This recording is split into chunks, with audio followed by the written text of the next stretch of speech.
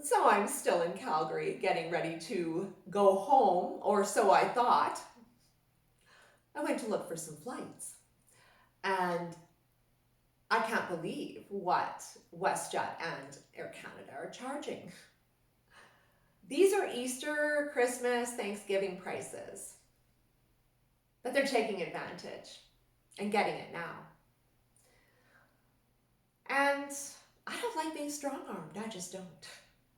So I thought, screw you, I'll go on the bus. Well, there's no bus. Now, I'd heard that they'd cut the Saskatchewan bus service, and they had about 2 or 3 years ago. But I didn't know that it was cut across Canada or in my region. And I haven't gotten that far across Canada, but where I live, to get from Vancouver to Toronto, you can't do it. Calgary to Regina, you can't do it. There is a charter service once a week.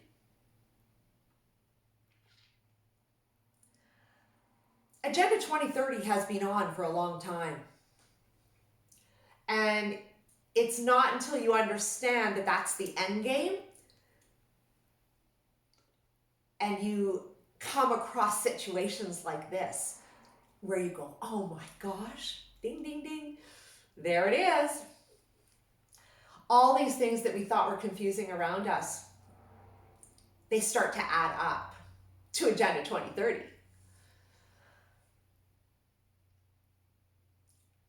This is a global plan, and its eventual goal is to integrate us, every nation, as all one. I'm getting hammered by the 5G people because they don't think I'm paying enough attention to this issue. And I am. Not quite yet, because right now, with COVID-19, I think it's very important that we speak from fact. And the fact is, 5G isn't a common causative factor across the board. It's not. If you're researching it and you go country to country, it's not enough for me to be screaming from the rooftops as of yet. I have experienced 5G symptoms, so I understand. And I'm researching more into frequency work because I have a story to tell, but I need to understand it more. But right now, our eye needs to be on the ball, and to reduce it to 5G, honestly, is not only undermining the efforts of the 5G community, it's leaving the door open to have the opposition destroy your argument. Sorry. I don't want to do that because I'm actually on your side. We're not ready. I don't see the consistencies. When I do, I'll be the first one to jump up and down, believe me. But until I see commonalities in data, I'm going to step back for the moment. We need to see how this rolls out, particularly in areas where we live, all of us, because it's going to happen. The best thing we can do right now is keep our minds open to what we see with our very eyes, what we hear from people we know. Who has this virus? Do you know anybody? Not a friend of a friend.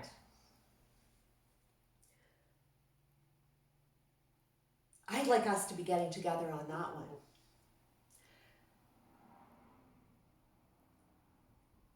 I keep hearing the word false flag.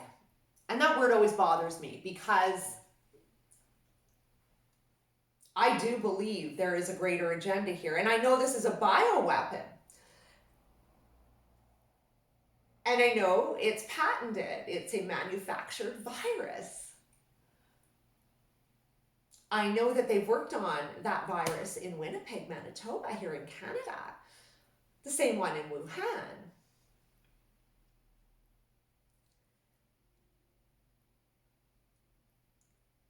right now we're laying in wait. And that is the whole point of this global exercise right now. Its intention is to make shifts in what we do and how we do it. The other night I was thinking about the kisses of Latin America, because when you say hi, you kiss. That's how it goes. In Ecuador, it's. In Venezuela, in Argentina, it's 3.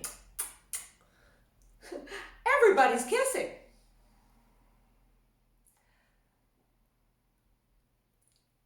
This event is shifting and will shift even the way we relate to one another. And that's what it's designed to do.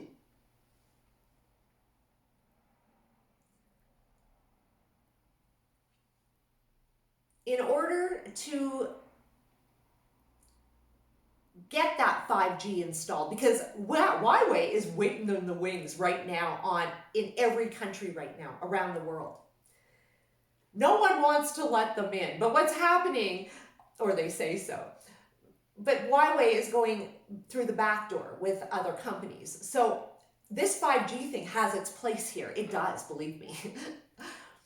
And right now, actually, this virus is about cranking that on. It's the justification in the technology that's going to be required to defeat this virus.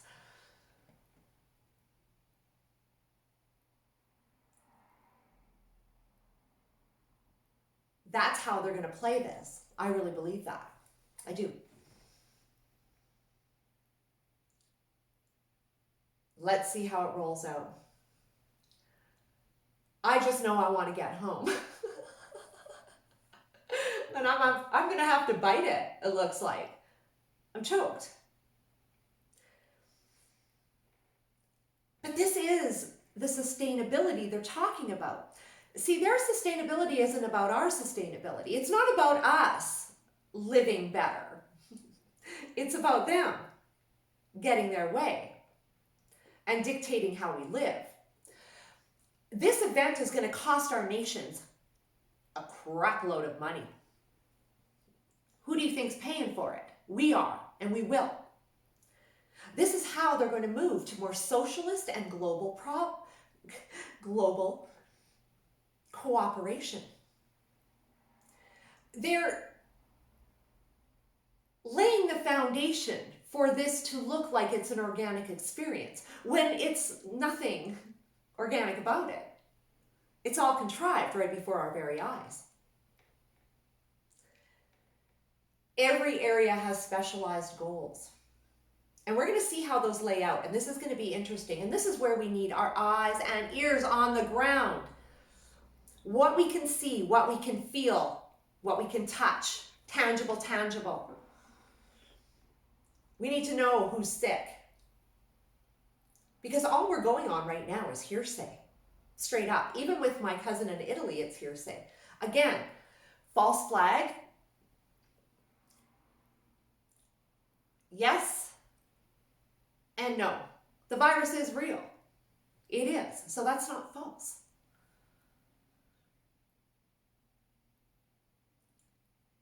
And when we say that, unfortunately, what it does is it turns off a lot of people who would normally want to hear out the rest of the message. The virus is real. The flag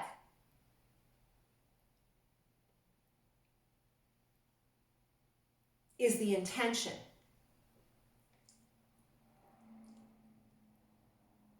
You don't release a bioweapon on the world unless you have an intention.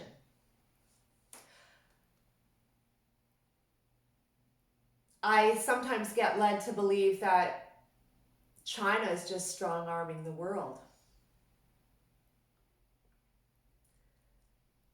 That you know who didn't shut down the traffic and didn't call the pandemic because they were being strong-armed.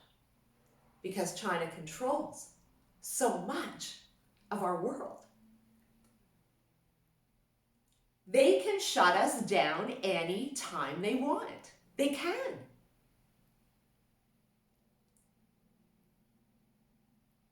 Except, I really believe, you know who, the UN, this is all a global plan. This is to benefit a one world government in the future. If they keep hammering us and hammering us and hammering us, I mean, think about those people in Australia. They just got through it and it wasn't even done. And boom, they get hit with COVID-19.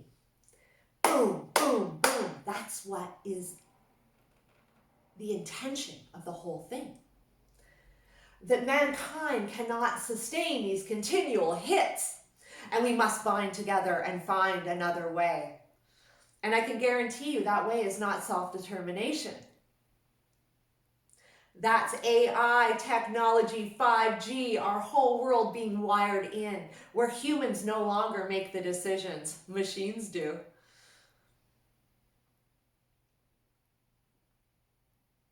It's short-sighted.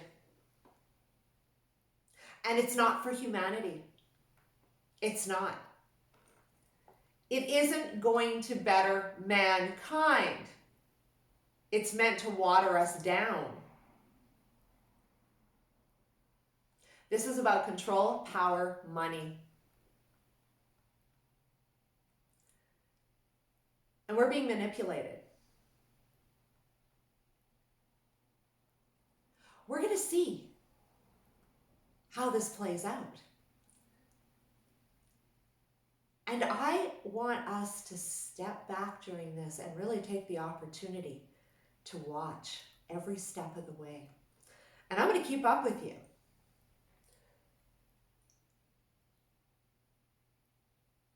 I can't believe I'm seeing this go down in the world around me. And I'm a little fearful because I remember 9/11. I just went out on my own, and that morning I always had the TV on in the background, and I thought it looked like a video game. And I watched it. And of course I agree with the truthers on this frontier of 9/11. But my business, the practical reality of it was that my business was shut down effectively for about 3 weeks. I was just getting going. That was tough. And that was one place.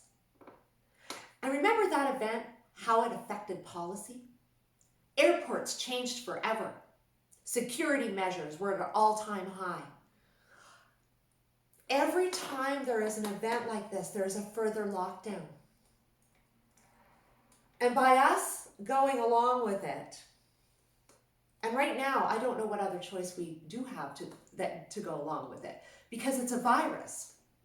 In Italy, they're talking about charging people with murder if they do not stay in quarantine. This is where it's going. And it's clear to me that if we continue on a global path, our freedom will be the price we pay. It's not the way forward, not for free people.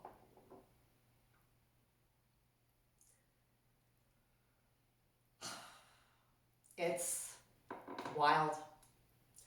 But we're going to keep up every single day, and I'm committed to talking to people who actually have this thing, watching how this rolls out here in Canada. And I've made some great contacts abroad in areas where people are going to be dealing with this. And I'll keep you apprised of how that goes. Canada, this is our chance to start. Instead of being victims and complaining, it's time to read the playbook and realize that this path of globalization is not sustainable in a free world. And we want the kids and generations to come to experience even a spoonful of the freedom we've had We need to stand up for them now. It's time. Let's use this opportunity wisely. Let's talk. Let's discuss what's on our minds. Because this is a rare opportunity for us to review where we're at and use it to our advantage. And I think that advantage is to look to bringing out the resiliency of our people and making Canada great and the leader that it can truly be in this world. This following the leader isn't working, especially when it's China. If you haven't subscribed to my channel, please do.